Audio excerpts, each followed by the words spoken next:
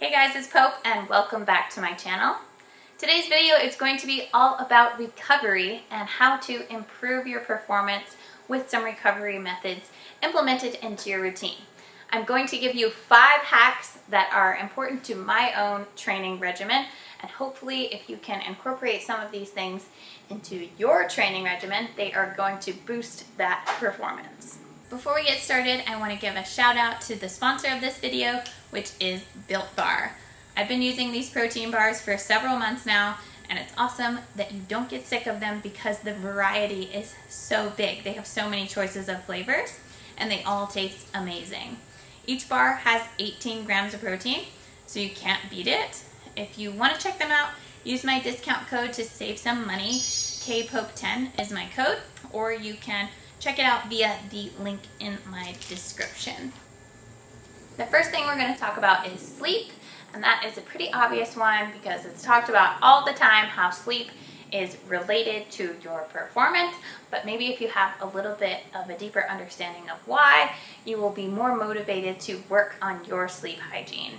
One of the most important things for us when we're training hard is that we have time for our muscles to repair, and that is what happens during sleep.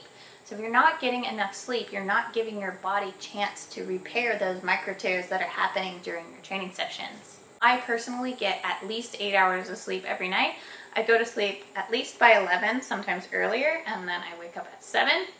I was lucky, quote unquote, to have a baby that slept through the night very early on. She started doing that around 6 weeks.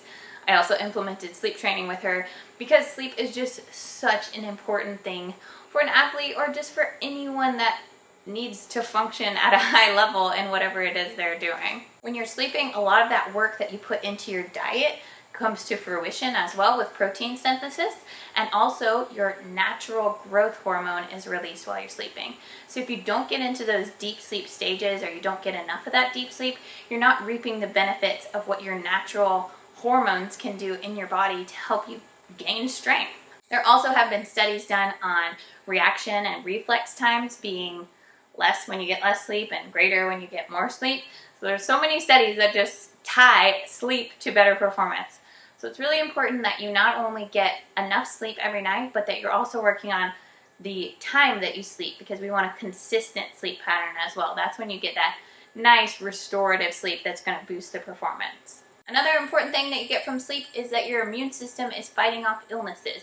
So when you get less sleep, you're more likely to get sick, and then you're going to miss those training sessions, and then that just leads one setback to another. Get those Z's.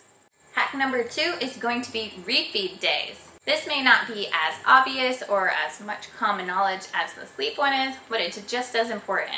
If you're dieting and in a calorie deficit to try to lose weight or lose body fat, recomposition, all that good stuff that requires you to be in a calorie deficit, sometimes that's going to affect your performance in the gym. So you can't expect to always be in a deficit, always be under fueling so you can burn that fat and lose the weight without doing any refeed days. Refeed days are so important, and I implement them into almost all of my clients' diet regimen. And it's different than just a cheat day because this is a structured day to get out of the calorie deficit. So what I like to do is really boost up the carbs on those refeed days and plan those as the kind of reset, a day to get out of that deficit, a day to replenish those glycogen stores with the carbs, and a day to boost your motivation because it's going to help you stay on track with the calorie deficit on the other days if you know that you have one of those high days coming up and you get to have some of those tastier foods. Another reason we need to do these is to reset the leptin hormone, and that hormone is responsible for keeping your hunger levels at a manageable state. When we're in a calorie deficit, especially if you're dieting nice and slow over a long period of time, like you should be, you will get hungry from time to time. That's just part of it. And these refeed days will help you get that satiated feeling back and reset that hormone to a level that you're not starving all the time. They're very important to incorporate into your diet plan. The last reason, and probably the most important, it's going to keep you from adapting to the lower calorie intake. Our bodies are very smart. If you only give it X amount of food over a long period of time, it's going to slow down your systems and adapt to those amount of calories and run a little bit slower. And we don't want our bodies to run slow. We want a metabolism that's running hot and is just burning calories left and right when we're doing these workouts. When you do these refeed days, you're throwing in a high carb day, a high calorie day into the mix, and that's going to allow your body to have a bit of confusion of where your calories are going to be. You don't want them always exactly the same. So to eliminate that adaptation, we're going to put in a refeed day every now and then. Weekly, bi-weekly, it kind of depends on the person. Sometimes you only do it maybe once a month. Like I said, it depends on the person, but it is important that they are put in there from time to time. I like to have my clients plan their refeed days for either the day before or the day of their hardest workout for the week, and that will give you a really big boost in energy for that training session. So if you've got a max out or a big squat day, either the night before doing that carb load or right before your session, getting those extra carbs in will really help your workout. The key with those refeed days though is the next day you got to go right back into your calorie deficit so you can keep making that fat loss progress. Hack number 3 is deload weeks. On the Dynamic Pursuit programming, we incorporate a deload week on the 5th week of every training cycle. We do 4 weeks of progressive overload, and then on week number 5, we dial it back on the percentages and allow some recovery. During the deload weeks for my programming, I also like to incorporate extra mobility work and give my athletes a chance to work on some skill upgrades. So we have a bit of playtime during this week as well, which helps the mental game reset as well. You can't always be just pushing, grind. Sometimes you need a break, not only physically, but also mentally. Like I mentioned, on the deload week, you really dial down the percentage of your maximum weights that you're lifting, and this is going to give you a chance to realize all of the work you did over the previous, for example, on my programming, 4 weeks. So this is when you get a chance to actually make the gains while you're recovering, and they're going to show up in the next training cycle. So go back and reevaluate your training program and make sure it's incorporating regular deload weeks. You don't do them when you're trashed and when you're just running to the ground overtrained. You schedule them regularly so that you never reach that point. You don't want to ever go too deep into that I can't recover well, okay? We want to like toe the edge of that and bam, there's my deload week, and I'm going to recover and I'm going to start the next cycle feeling super strong. And this isn't just total rest. You're still getting the stimulus of lifting, just at lighter percentages and a lower volume. Hack number 4 is mobility work. Like I mentioned during the deload week section, I incorporate a mobility circuit for my athletes during deload week, but I also recommend a daily regimen of stretching. I like to do at least maybe 10 minutes per day where I work on my flexibility. It's especially important for me now that I'm doing tumbling as well, but even when I was just focusing on weightlifting, stretching and mobility work was always an important part of my routine.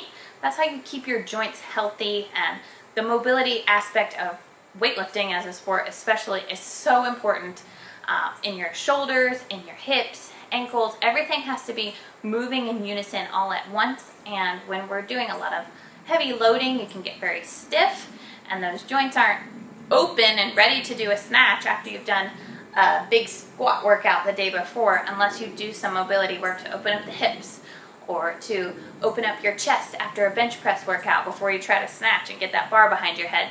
So mobility work is very important to preventing injury, and a lot of people overlook it or just don't cut out the time for it, but it's really, really helpful to your recovery because you're also getting blood flow with a very gentle recovery exercise in between those hard sessions. Hack number 5 is manual therapy. This you're going to need some help with. Some of my favorites are massage, dry needling, and cupping.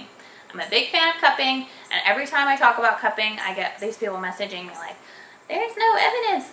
The evidence is that it instantly makes me feel better. I don't even care if the studies say that it doesn't do anything. I don't think that it has been studied enough. My personal experience with cupping is that I instantly see results of more mobility in whatever tissue I was working on. I feel the blood flow. If it was like feeling kind of trapped and tight, the next day I feel the results from doing that manual work on my tissues. I would recommend learning it from a PT first, and then you can get a cupping set on Amazon and do it yourself. But it's important to work with a PT first because they can show you how to put the cups on and where to put them on, because that does matter. I'm a big fan of dry needling. My PT is awesome at dry needling. I like to get it in my quads when they're really tight, and in my glute meads on the side butt, and in my shoulder that locks up sometimes. And if something is just really tight and I can't work it out myself with like foam rolling or cupping, I love dry needling for that. And then regular massage work.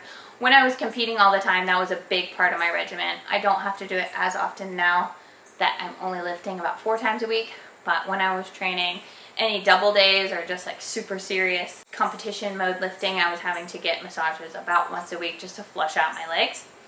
So that can be an option as well if you can afford it and have time to put that in your schedule. Massage is awesome for recovery.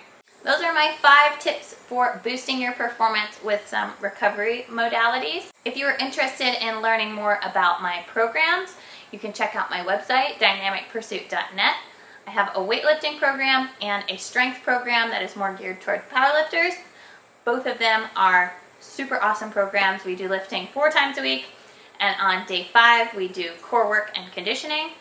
There is mobility, skill work, bodybuilding type accessories, and all of your barbell movements included in the programming, and it's very affordable. So definitely check that out, and you can join our awesome community of lifters. If you did find some information in this video helpful, please give it a thumbs up and subscribe to my channel so other people can find this video. Hope to see you guys in the next video. I am trying to upload regularly every weekend, so I will see you next week.